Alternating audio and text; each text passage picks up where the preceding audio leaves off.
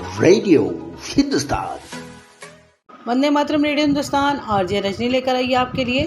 धर्मगंगा में कैसे हुई थी श्री कृष्ण की मृत्यु।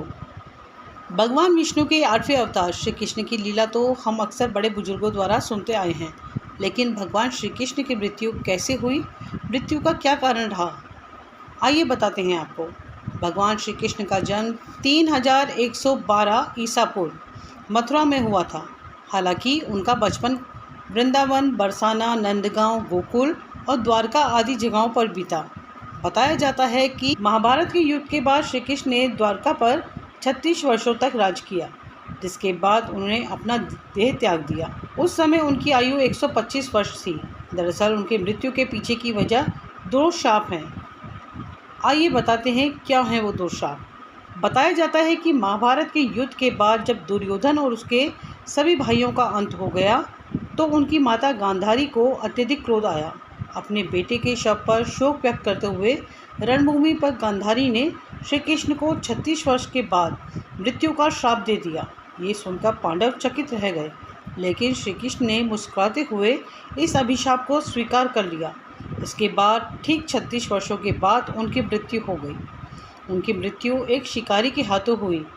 भागवत पुराण में भी बताया गया है कि एक बार श्री कृष्ण के पुत्र सांब ने शरारत करने की सोची।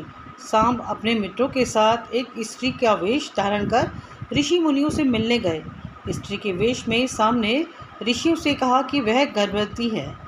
यदुवंश कुमारों की इस शरारत से ऋषियों को ने क्रोधित होकर उन्हें श्राप दे दिया कि तुम एक ऐसे लोहे के तीर को जन्म दोगी जो तुम्हारे पूरे कुल का सर्वनाश कर देगा। इस श्राप को सुनकर सांप डर गए और उन्होंने तुरंत सारी घटना उग्रसेन को बताई।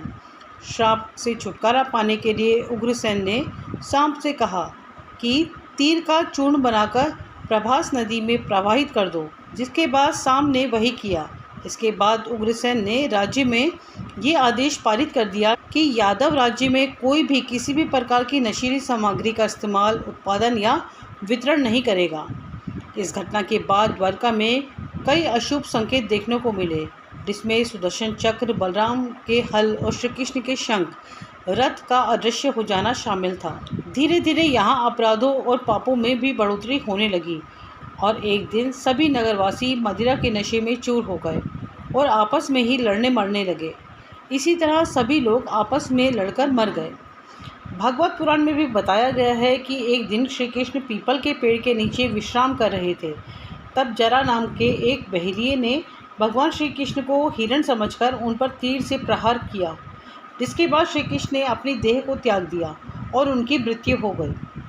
बने रहें हमारे साथ रेडियो हिंदुस्तान पर। सबको सिखाएं पेड़ लगाएं, सबको सिखाएं जल बचाएं।